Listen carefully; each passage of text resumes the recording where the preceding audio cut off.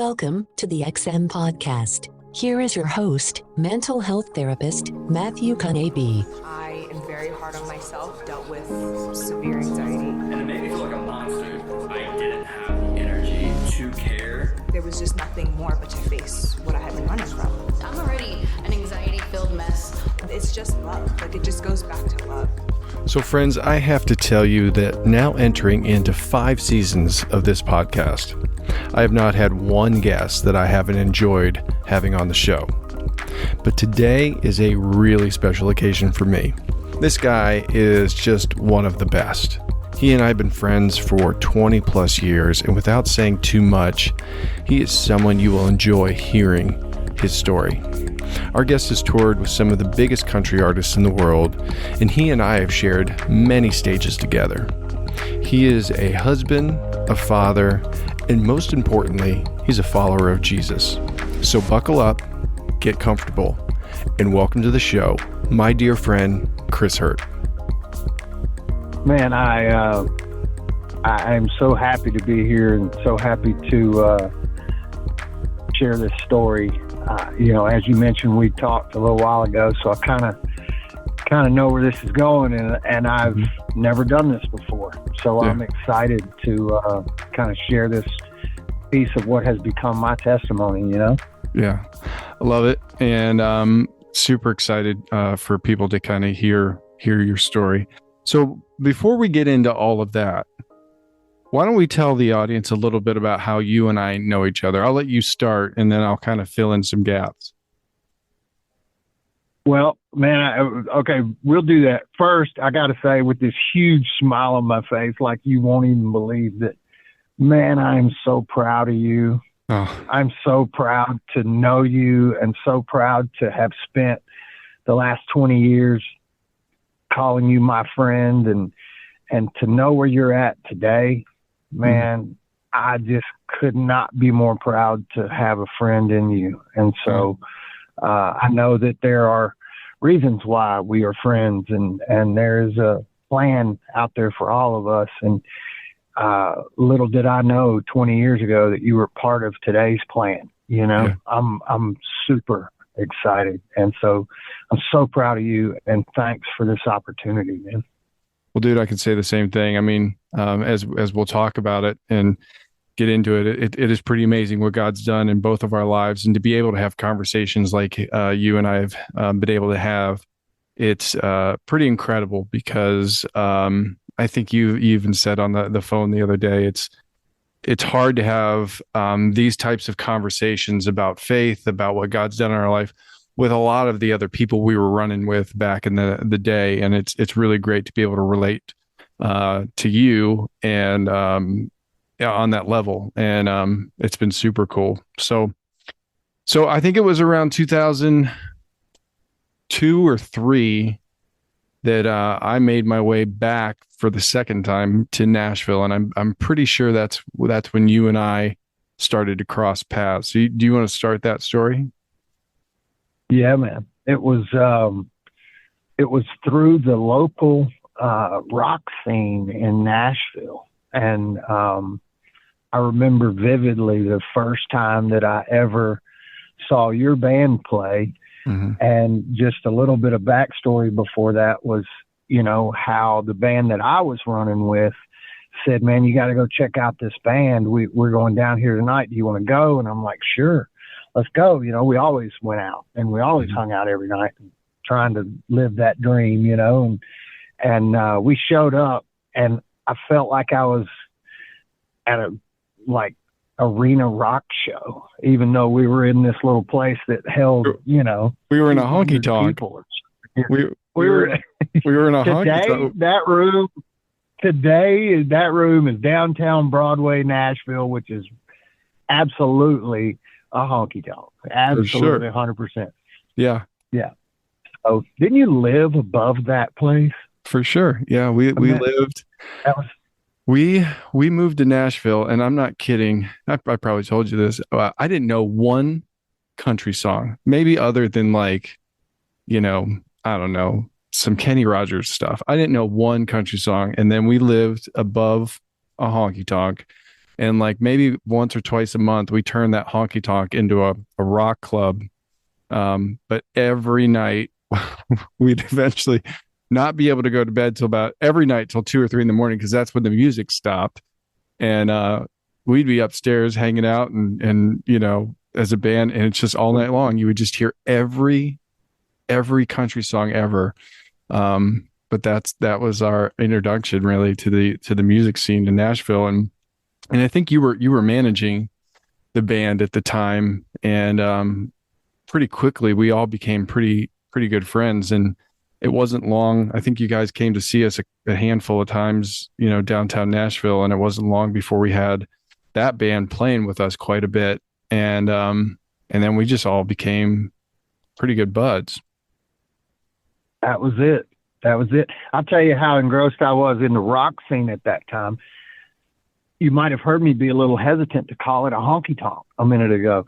That's because I didn't know that was a honky tonk. I never knew that. The only time I went in that place was to see y'all play, and it was a rock venue at that moment. So I thought that was the only rock show on Broadway down there. You just told me something brand new that I had no idea. I thought it was a rock venue. I didn't realize that was actually a honky tonk. Yeah, So, if you would come the next, funny, if you would come the night after we played, it went right back into steel guitar and country show. Yeah. Well, we can get to that part in a minute, but it was years after that I actually came down there to experience the country scene. And not that I wasn't country, because I was always kind of country. I was raised in that, but I just, at that phase of life, I was just not involved. I just wasn't interested. There was nothing about me that really cared about being downtown Nashville. It was like, it was kind of taboo to go down there, and it was like, I just never realized what it was until after I met you guys. And so thanks. You brought me into that. You didn't even know it, but well, you brought me into a lot you didn't know about. And I know. We'll cover that, including talking me into singing for the first time in public. So, we'll get. Well, let's talk about that, because that was a huge kind of next step and journey in your progression. Because you were really just managing, and then, excuse me, you and I would hang out like after shows and stuff, and you would come upstairs of that honky tonk. And I just remember, we would sing songs and grab the acoustic guitar. And I don't remember exactly at what point I was like, why is he managing? Like, he's as good, it's funny. As good as anybody else up here. It's funny because you are the one that pulled that out of me. And just to back up a little bit, as you know, my family is the music Nashville country music business is the family business. Right. It's my family business.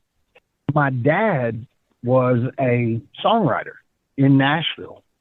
And, from a very young man was raised in Nashville, and somewhere around, his early teens, he picked up instruments and started playing, and he was actually a bass player for Jimi Hendrix at one point while Jimi Hendrix was in town. He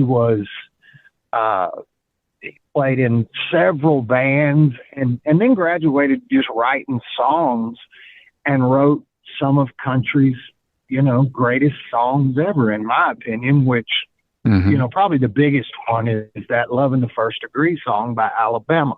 That was huge. So wrote that song, and that was kind of my childhood with, these artists coming in and out of our lives, and just, my mom really staying attached to that even after they separated, and all kinds of stuff like that. It was just the family business, and so I kind of always grew up wanting to be in it, but somewhere along the way, my mom remarried and we went to Texas, and that was her attempt to keep me away from the music business. But what happens when your parents decide to keep you away from something, you want it even more, you know? So that's kind of how that started for me. And somewhere around that time frame that we met, you know, a couple of years before that, I started dreaming heavily about being involved in the music business. So yeah, I was a manager for that band that we used to hang out with. And at the time, I had sang my whole life, and I had always wanted to be involved in the music business, but I just never really put any effort into it because it was just not in the cards is what I thought. You know, it was just not something that I was taught to do. As a matter of fact, I was warned to stay away from it, you know, for some of the reasons that, you know, came true actually in my life. And I had to learn the hard way, you know, but with that said, there was a time where I just wanted it so bad. And so the only way that I could get in was to find some like-minded people. And we started hanging out at this place called the Outer Limits. Have you ever even go there? Oh, you remember that? So place? Funny. My wife and I it came up like 2 days ago where we were just actually listening to Usher to let our little girl, because she wanted to watch the halftime show. And so we put Usher on. And as soon as Usher came on, my wife goes, "Oh my gosh, does this remind you of the Outer Limits?" And I'm like, I was like, man, what a throwback. Like, that was crazy, but it totally did. Wow. Okay, so my mind's blown because I had no idea that your wife was at the Outer Limits at the same time that we were. Nor did I know you and I were probably in the same room and never knew it. Probably. You know? Probably. Because that was like the go-to spot, you know? So anyway, at the time, I started going there. And I ended up in the karaoke bar all the time. Yeah. And so that's where I got on stage the very first time, was in that Wannabes, or it wasn't Wannabes. I can't remember the name of the. I know what you're talking about. It was like a tiki bar kind of. Yeah, exactly. And so I got on stage in there. And then there was a buddy who you are familiar with named Jimmy Chandler. Oh, for sure. And he and his wife, Lacey, had this like dance studio or whatever. Well, they sponsored a contest one night, and I won that contest. And I was like, you know, so I gift or whatever it is, you know, the winnings of that contest was the prize. So the prize. So Jimmy took me in the studio and recorded only the second song that I had ever recorded. The first was at Six Flags or something, and they wanted, and it was the Black Crows, and they wanted to play it over the speaker, and I threatened them, "Please don't you play this song," because I was so embarrassed because it sounded so awful, you know. And so the second time I'd ever recorded was with Jimmy, and it was one of his songs, and I still have that song to this day. I'll have to send it to you offline and make sure that you hear that. But I would love to. At any rate, that was the second time, and then put it to bed. Well, I met the guys from the band that we were running with at the Outer Limits. And so I basically got to know them. They started that band out of meeting at that karaoke place and decided that they were going to be a band. And I was just a hang around. I was just like the guy who, you know, wanted to be a part of it, but didn't know how to get in. I didn't play an instrument. I didn't, you know, I mean, I played a little guitar, but not good enough to be in a band with those guys, you know. Yeah, they had some good guitar players in that band. Yeah, man. So, you know, it just kind of developed and grew from there. And then fast forward to meeting you, they were a band. I was the manager, and that's how we started hanging out. But, you know, just backing up again, you know, just to summarize, that was the family business, and I was just happy to be there. I was happy to have something going on, you know. That's good. And so, you know, I think it was many, you know, evenings hanging out and till 2-3 o'clock in the morning, and you and I, you know, sitting there talking, and I think at some point I threw probably a curveball at you, and I said, "Hey, I think we're playing a show soon, and I want you to come up and stay on stage and sing this song called Full Circle with us." And I don't remember if do you remember us having that conversation? I do. And actually, I remember the very first time that you looked at me and said, "You should be singing." And you may not remember this or not, but remember I had my brother's RV. I had access to my brother's RV. Yeah, sure. And I took you guys, I took your whole band to Ohio, I think is where we went. Yeah, maybe. I remember that trip. I don't remember where we went, but I don't either. So, but I do know that at 3 a.m. after the show, we are all sitting in the bus because we're going to spend the night in the parking lot and wake up the next morning and go. Yeah. And the guitar breaks out. Uh-huh. And June was playing Purple Rain. Uh-huh. And I started singing Purple Rain, and everybody on the bus was like, wait a minute. Yeah. Who are you again? We thought we knew you, you know? Yeah. So why didn't anybody know that you could sing? And you were like, dude, you should be singing. Yeah, right. And then shortly thereafter, you mentioned that I should be, and that was somewhere around 2008. Okay. Maybe 7. And there's a specific reason I won't go into that why I remember that date. But I was like, that's good, man. I wouldn't have remembered the date. I wouldn't have remembered the year at all. Well, I knew it was somewhere. Yeah, I was newly single, so I know exactly when it was. You know? But yep. At any rate, it was an opportunity where you were like, man, you should be singing. And there's this show that we're going to do, and we're going to pluck out of all our buddies around town and do this thing called duet. Yeah. And so that was the show. And you asked me to do Full Circle. I remember wanting to do something else. I can't remember which song it was. And you were like, nah, nope. I really want you to do this song. Yeah, that song has you written all over it. You probably should have sang that song over me. So, yeah. Well, I don't know about that, but I do know this. That video is on YouTube. Mm-hmm. And I don't know if you know that or not, but that the one where you and I sing together? Yes, sir. Oh, you're going to have to send that to me too. Matter of fact, I'll send you a link. All right. I set up a camera. I knew this was a pivotal moment in my life. Uh-huh. And I set up a camera at the sound booth, and it's one still shot, and the lighting is horrible, but at just the right times, the lights come on, and you can see us both. Mm. And you can also see me getting scared to death of June, because when the solo happened, I ran from him. I didn't know what to do, you know? So, yeah, man, that was a pivotal moment. Well, I got to tell you, I remember that night, and I remember it was like all of our friends were in the crowd. It was a home crowd. It was people we'd hung out with forever.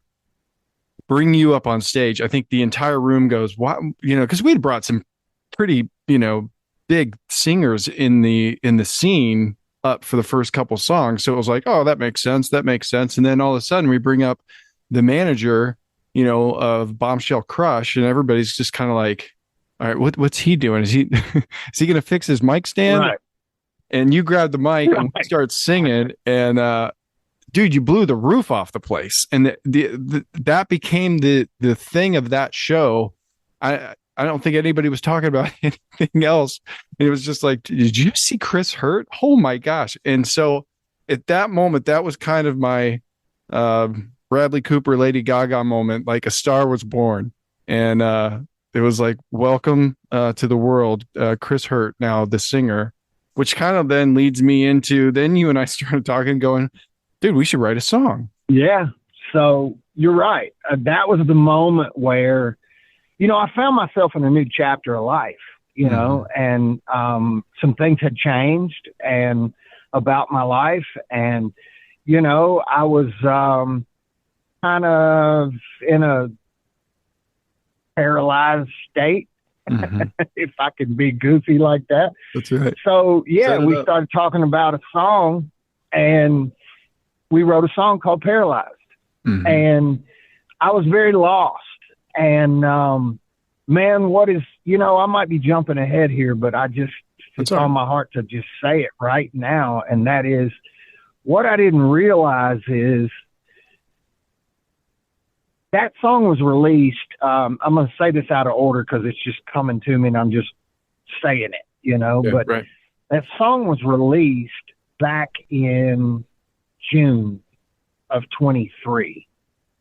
And so that song's been out, 8 months on iTunes. You can find it everywhere. And I never had released that song. I sat on it and I sat on it and I sat on it. Since like 2008, right? I mean, we wrote that in like absolutely 08, I think. Yeah, we wrote that 08. Yeah, absolutely. And so I sat on that song forever. And I just, there's a point in between there that I had just given up on all things music. And now I live in Alabama and I just don't really care much about music at all. It's like that's another chapter of my life that is over. That chapter's closed. And so with that said, I now sing in the worship team at church, at my church. And that song is the reason that I'm on that worship team. And so I skipped a bunch between us writing the song, but all of it's kind of irrelevant, when you think about the power of what happened there. And I'll get to the point. We wrote the song in 2008. Yeah. I thought I was writing about a girl. And so that's 15 years ago.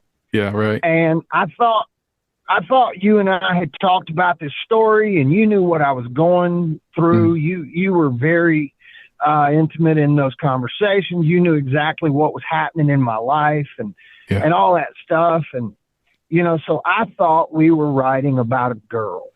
Right. Thought I was speaking to a girl when I sang that song. And now, 15 years later, I can say it like this. Wrote that song in 15 minutes, and it took me 15 years to figure out what it is actually about. And what it's about is I was never singing to a girl. I was always singing to God. Yeah. And the song is a message about change for a broken man that needs help and needs to find his way. Yeah. And only God can provide that path. Yeah. And the song reeled all through the song is change me, and that's me begging for God to take the wheel, and make some changes in my life. And the fact is sometimes we don't know that God is speaking through us, writing something for us to try to teach us and deliver a direction for us. Sometimes you just don't know until you know, and I figured that out 8 months ago. Yeah. And so what happened is I was going to this church here where I live, and I was just blown away by the worship leader and the, team that they had at church.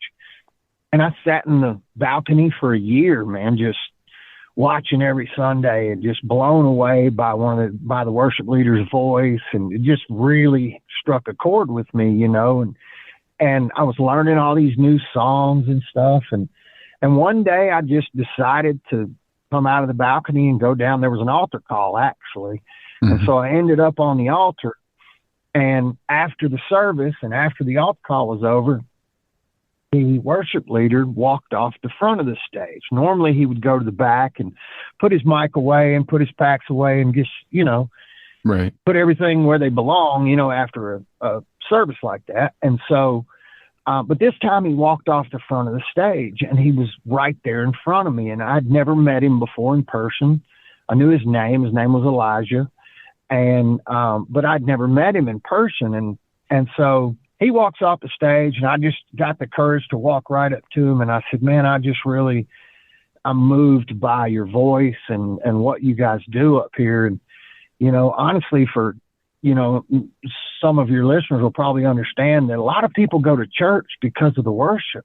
Yeah. They go to church because they love that music, and that just does something. That's as much of a part of their service as the message is that the pastor's, talking about. I mean, that's just part of it, and for me, that is exactly what it is. I love to go to church for the music. Now, these days, it's a little different because I've learned so much, but at that time, there was only one thing dragging me to church every Sunday, and it was the music, And so I walked up to Elijah, and I'm like, man, this is great what you guys do. I'm really moved by your voice and what you guys do. And, man, I don't really want anything. I'm not here to ask for anything, but the only thing I'm curious about is, would you mind listening to a song? And he said, yes, sure, absolutely. Email it to me. And then that was kind of it. He gave me his email. I punched it in my phone, and that was it, And so I went out to my car and emailed him the song while I still had the courage cooked up right then, Yeah.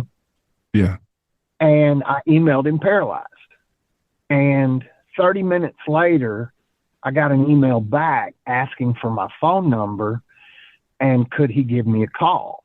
And I said, yes. And he said a very familiar sentence. And that sentence was, why aren't you singing?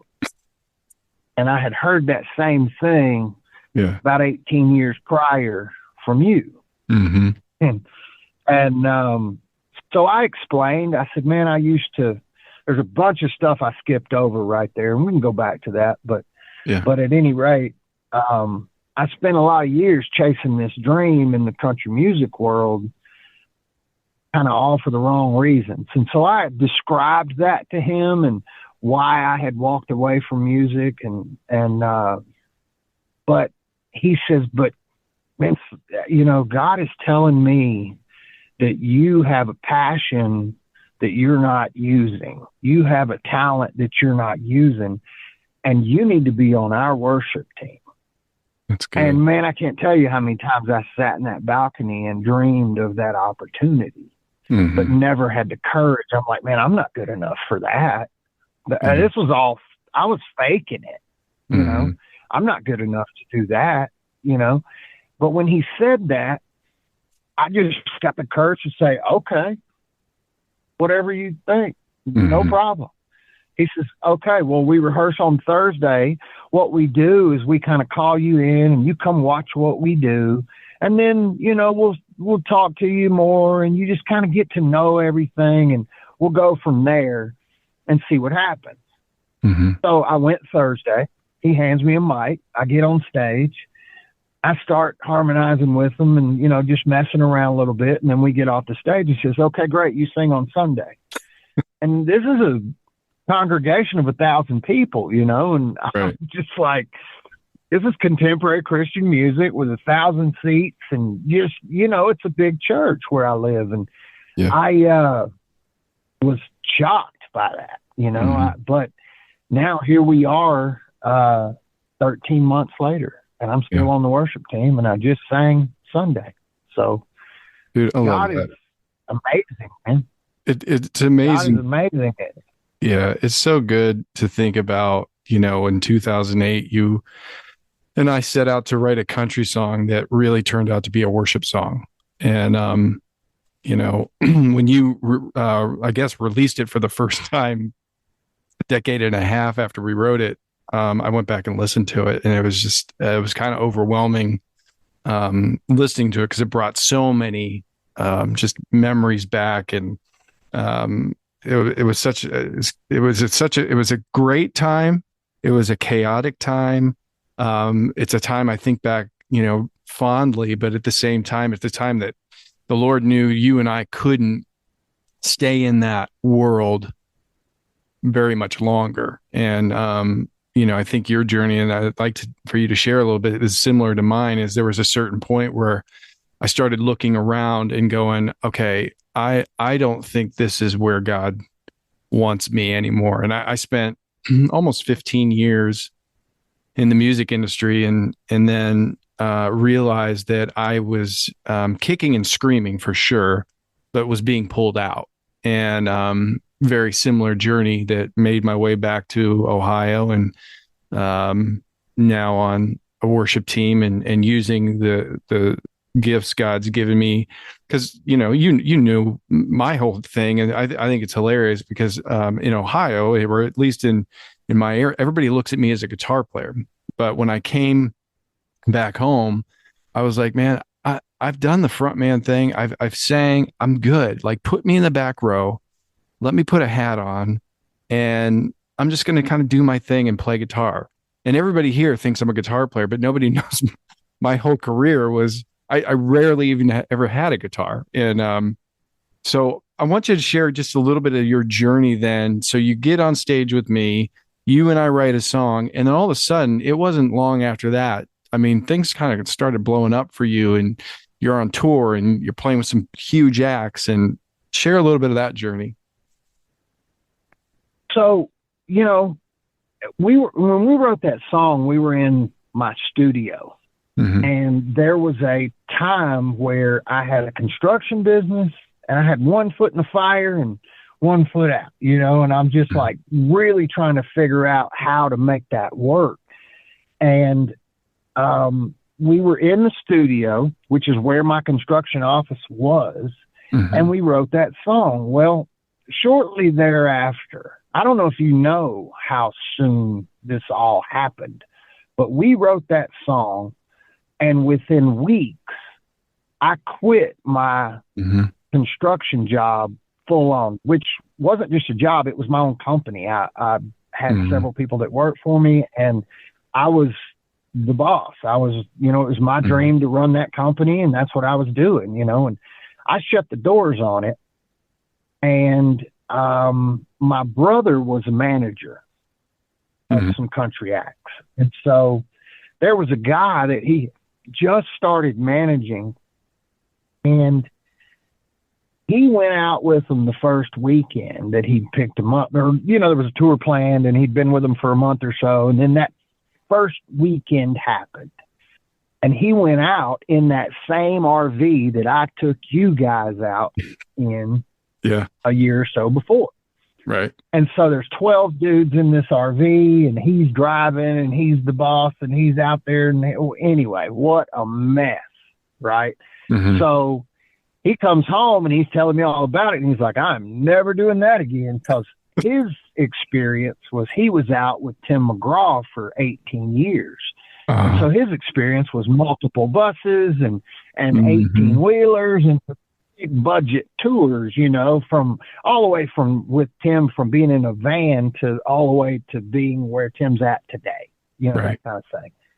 And so he comes home from this RV trip with 12 guys who are dreaming big and going to be, stars, which actually the guy is a star today. But he comes home that weekend. He's like, I'm never doing that again. And I was like, can I do it next weekend? And he was like, absolutely. You go do it. So 2 weeks after I shut my business down, little did I know I abused it, but God provided an opportunity. Mm-hmm. Because had I not abused it, I might still be in the music business today. Sure. Because it was very successful, and it was very big, and it happened really fast, Yeah. So within a couple of months of me quitting my own job, my own company, I'm now on a tour bus, touring the country as a tour manager first mm-hmm. for a few months. And then New Year's Eve of 2009, I became the singer for mm-hmm. this band.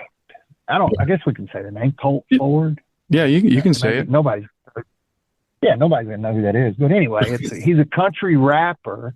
Yeah. And he does very well today, and he's actually a really good friend of mine still. And we don't talk that often anymore, but I've talked to him a couple of times in the last year, so we're still friends. And but at any rate, Holt is a country rapper, and he didn't sing at the time, so all his songs had a guest singer. I became that singer, and so that was my introduction to getting paid for the music business, making a living off the music business, And I was with that record label and that act for till 2013, I think. So about 5 years. And then I left that, and I had developed my skills as a tour manager at that time. And so I went out with several other. One was a guy from American Idol named Josh Grayson. And then, there were several things in between, and, whatever I could do to pick up a gig and make some money. And then it all ended up with a guy named Bubba Sparks. Yep. And that was the end of my career. Yeah. I don't know how else to put it. It started off with a bang, and it was huge, and I love Bubba. He's such a good human and such a good dude, but that was never supposed to be my thing. I was never supposed to be doing that. I just met Bubba on tour with Colt, and I was so fond of him as a friend that I wanted to help him, and I wanted to be out there with him. And so when his thing got put back together and he went on tour, they asked me if I wanted to go, and I said yes, so I was out there with him too. And I remember that. That was interesting time.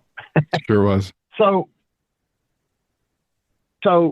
seasoned in between all of that, as like filler rock, there were many phases of the things that I had going on in life. I had met this girl who was, very successful, and kind of started leaning on, I don't have to provide for myself very much because my life is provided for me. And we lived in these mansions and drove nice cars and all this kind of stuff. And so I guess what I'm trying to get at is all of those things were, I didn't come on here to talk bad about anybody. I want to clarify that.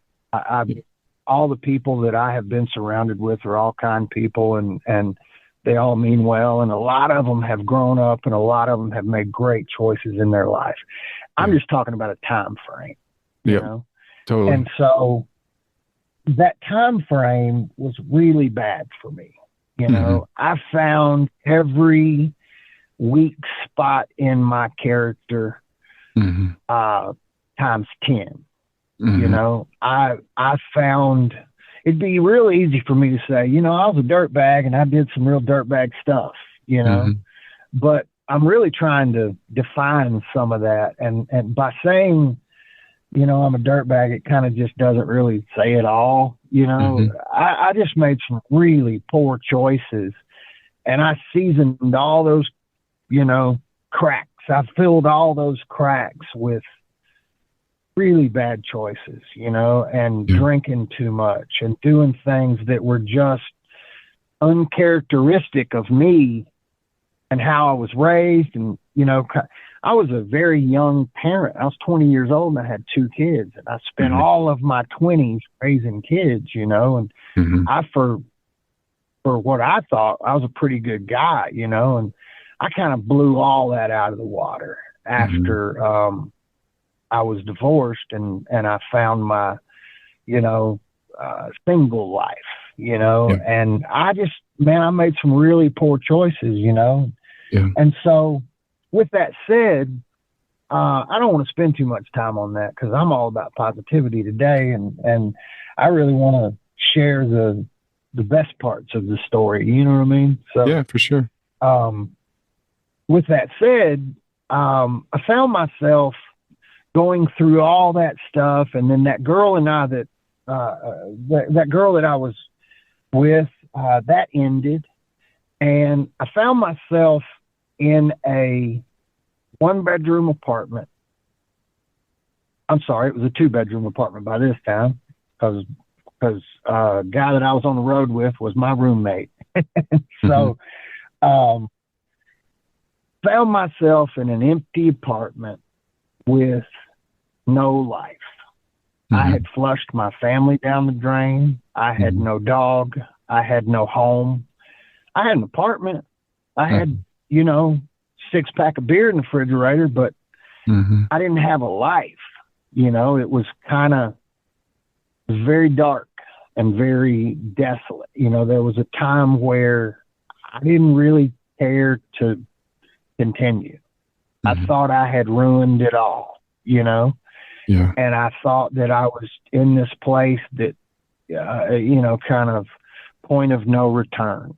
I had been such a bad person and such a all about me kind of guy, that I had ruined friendships. I had ruined lifelong relationships. I had, it was a mess. My life was a mess, Yeah.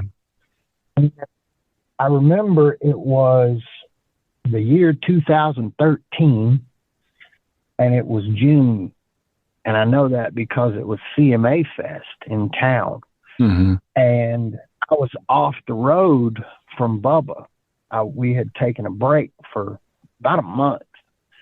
And I was about a week into that. CMA Fest rolls around. So I'm hanging out with friends, and I'm at a bar downtown called Losers, of all places. Right next door to a place called Winners. Yeah, right. Right next door to Winners, Yeah. Losers and Winners, right next to each other. So I'm hanging out in this bar, and all of a sudden, I'm hanging at this girl that was part of the friend group that we were with. I wasn't with this girl at all. I just knew her. We were all riding together that night, and we were all hanging out, but she wasn't my date or anything. She was just there. And she was standing right next to me, and all of a sudden this girl walks in and came up and started talking to her. And I'm trying to play it cool because, I got my skinny jeans on and my pointy toe boots, and I'm trying to be Mr. Joe Cool, and so I just kind of didn't pay attention. And then as the little blonde girl walks away, I look over at this other girl named Christy that was with us in my friend group, and I said, "Hey, who was your friend?" And she says, "That's so funny." And I was like, "Why?" And she was like, "Because she just asked me the same thing. Who's your friend?" And I said, "Well, then move on out the way. Let me handle it. I got this. Let me handle the rest, Yeah. So anyway, turns out here we are 10 years, 11 years later. It's 2024, and that was 2013. She's my wife. Yeah. And her name is Laura, and I don't really know where to go from there because I could tell a whole nother story about that. But to summarize real quick, it comes down to I found this person, and I was in a really dark place. And my initial thought was he'd be fun to hang out with for a minute. I'm still in dirtbag mode. I'm still in this terrible place, where I don't really respect anybody. I think I know it all, And anyway, she had enough patience to see something in me that she was interested in, and so we started dating a little bit. I'll blow through some of the story, real quick because the important stuff is what's next. But we start dating a little bit, and we kind of had a rough time, She's from a really good place, though. She's from a really good family and all this stuff. So she saw something in me that she was attracted to, and I just couldn't run her off, man, with a stick. I just couldn't. There was nothing I could do to chase her away, and I tried, many times because there was something better. I was afraid I'm going to miss out, if I stay with her, I'm going to miss out on something else, And anyway, fast forward a few months, she asks me if I'd like to go to Thanksgiving and meet her family. Mm-hmm. And I, of course, said, yeah, because deep down, I'm a good guy. I know I am. I was just I was making poor choices, And, but yeah, I wanted to meet some cool people. I wanted to meet a good family, So I'm like, sure, let's go. And we were on good ground. So we load up and go to Montgomery, Alabama. And we pull up and, I referenced my skinny jeans and my pointy toe boots.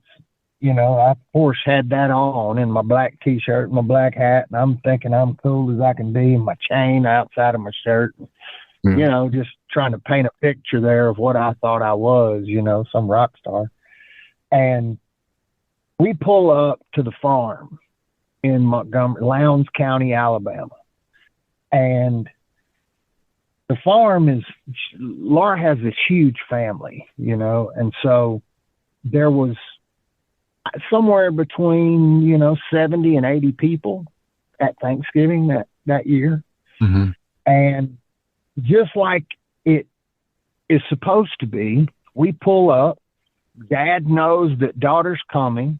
And so he's the first one out of the house, and he meets us at the truck. He's making sure he doesn't have to run this new guy off real quick. He's going to come do a pulse check, and making sure that everything's okay, So mm-hmm. he walks out, and I get out of the truck, and I'm like, hello, sir, I'm Chris. It's nice to meet you. And I stick my hand out, like any gentleman would.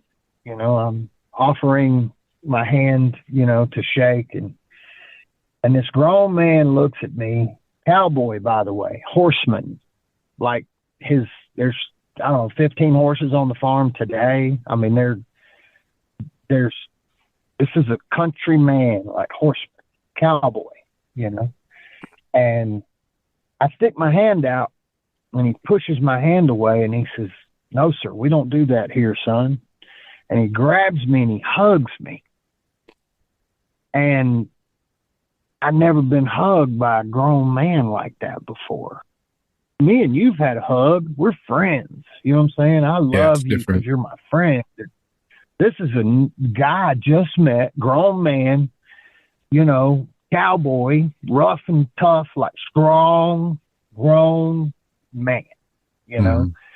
grabs me on the first time we met and hugs me. And it sent me for a loop. I did not understand what was going on, So I brushed it off. I'm like, I'm cool. I brushed it off. You know what I'm saying? I can handle this. It's all good, Well, it's nice to meet you. And I'm tapping him on the back very lightly and unsure how to hug him back, Mm-hmm. And so then the next person to walk out is Granddaddy. And Granddaddy is 82 at this time, still alive, and he's 92, fixing to be 93 now. And Granddaddy's the second one who walks out. And as if I didn't learn my lesson, I walk up to Granddaddy and I stick my hand out. I'm like, hey, it's nice to meet you, sir. He pushes my hand away, grabs me and pulls me in, and he says, we don't shake hands around here, son. We hug. Wow. And so now I got this 82-year-old grown man, patriarch of this family, in this embrace, and I'm almost brought to tears because, in my world, grown men don't do that. That's not how we, I went a lifetime not hearing my brother tell me that he loved me, Anyway, that's a whole nother chapter. But at any rate, I knew right then. And then, of course, all the sisters and all the aunts and all the uncles and all the children and just these 70, 80 people, everybody hugs. And we just had the best time. Mm-hmm. And I knew right then this was an incredible family, And we get in the truck and we're driving back, and it's all I could think about for, what is, I think, a 5-hour trip back to Nashville. Mm-hmm. And it just blew me away how a family could be so loving, you know, and so compassionate about the people that they embrace, you know, and so the family kind of hooked me right off the bat. I still wasn't sure about Laura, but I was sure about the family, you know. So, oh, that's good. But it's a joke. But at any rate, yeah, man, that's when I realized that there's something better out there.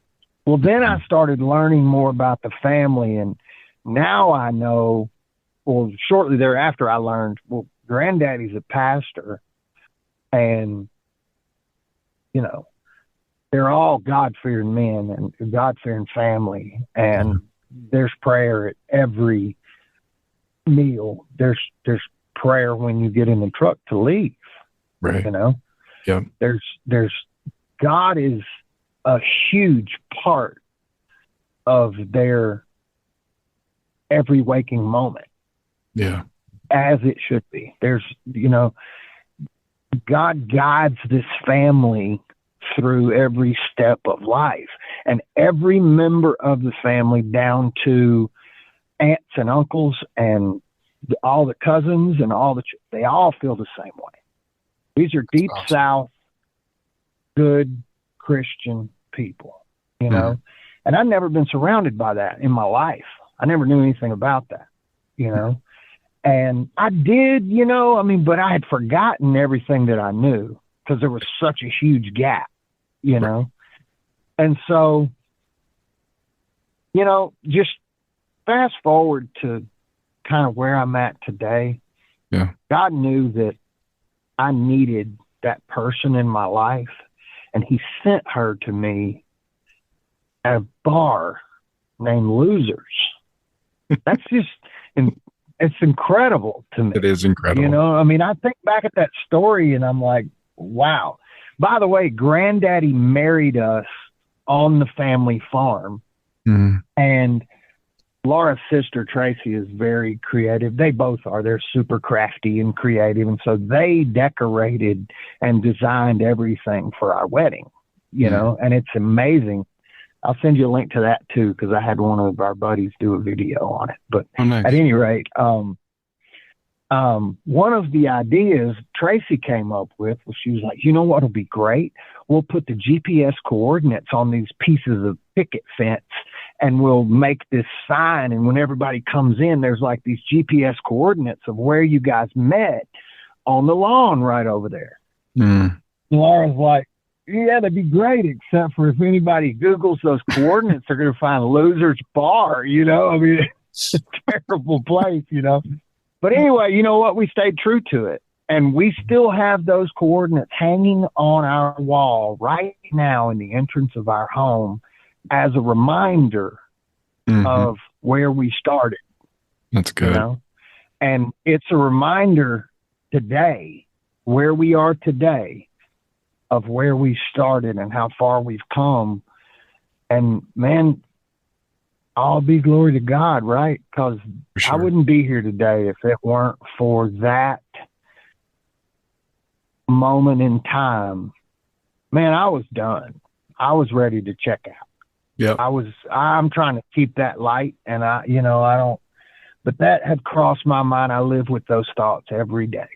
Yeah. Back then, that, you know, I would just end it because I'm nothing but trouble and I've caused too much pain. And, you know, it would just, let's just stop the cycle, you know, and let me just end it. Yeah. You know, and it took God sending this little blonde little angel who's not perfect. None of us are. But she had her problems and she had her things that she needed to work on as well. But he put these two people together so that they could be stronger together and live the way that we live today. And, you know, man, it's just about trusting in God and trusting in where we, you know, need to be, and what, you know, believing in Jesus and believing in his word, and, you know, trying to live a lot like Jesus as much as we possibly can on a daily basis, you know. And it's amazing. I told you, man, this could get long. You're good, man. I mean, I enjoy this story that much, you know? I got to tell you, dude, I mean, you and I, have been laughing and stuff, but, that same time, I was in just, I don't want to compare, but I was just in just as dark of a space that got me to leave Nashville. And then, you kind of went into your dark space, and we were kind of in that same kind of time together. And it's like, I know that feeling of going, what good am I bringing to this world right now? And that's really, the enemy was messing with my head and getting me to believe things that weren't true. And then I just sit here and I'm sitting, I'm thinking about our relationship. I'm so thankful, dude, that you're here.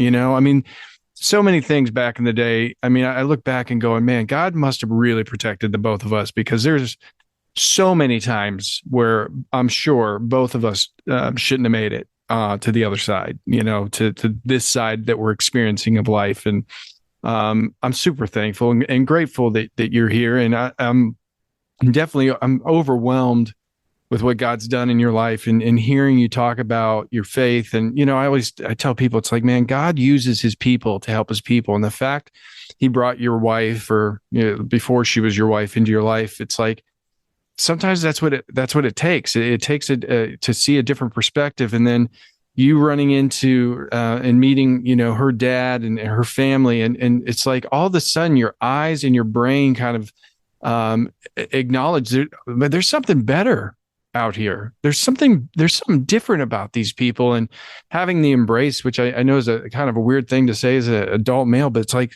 that safety and that vulnerability and that kind of love. And, I think we're all yearning for that. And I think it's such a huge turning point, as you shared in your story. I mean, my goodness. And now you're on a worship team. Like, I mean, we're both on worship teams. If you would have sat me and you down in 2004 and said, hey, in 20 years from now, the two of you are going to be leading worship in relatively large churches, I'd have been like, okay, take this person to the loony bin.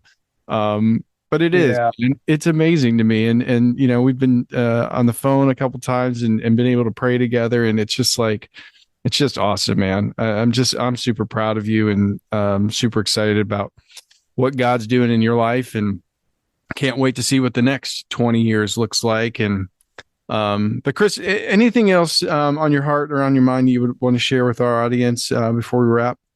Man, I think, just to recap where I'm at today, there is a significant presence in my life, and that presence is God. And I try my best to live that. And so what I'm feeling on my heart the most to share is, man, people like me, people like, where I used to be in life, it's not over. You don't have to throw in the towel. What you have to do is open your eyes and open your heart and understand that there is a purpose for us, and all those things that I have been through, if I'm able to help somebody, and I know it's kind of cliche to say that, but if I'm able to help somebody with my story, and there's somebody out there right now that is going through that moment in time the same exact way. For sure. And man, it's not over. There's no reason to throw in the towel. What you got to do is throw away that sin, man.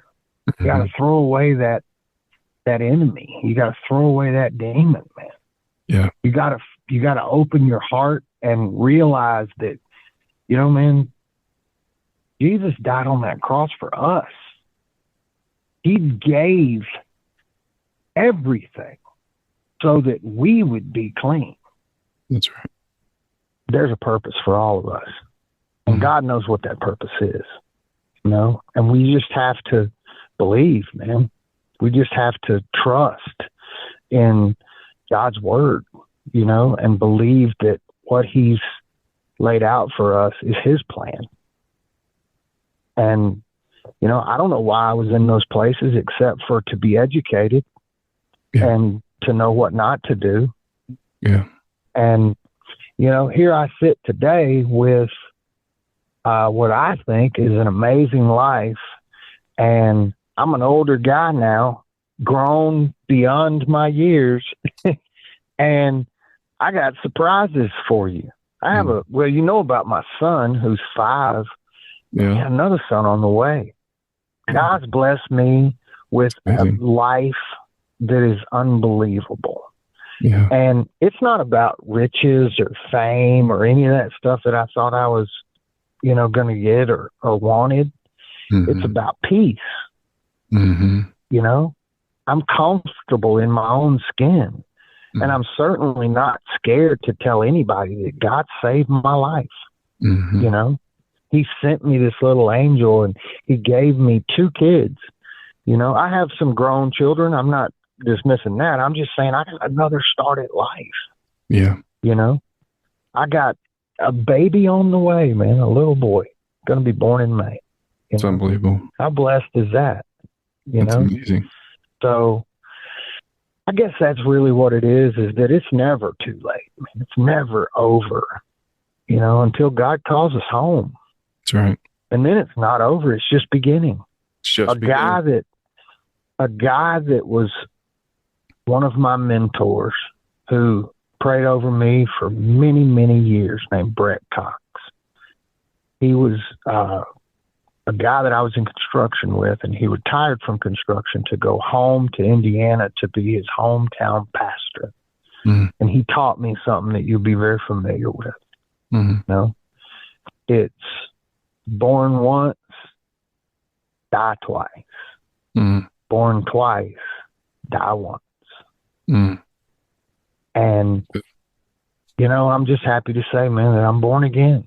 This is where I'm at, and I love it. You know, I wish I had done this many years ago, you know? Well, I think the thing that you and I can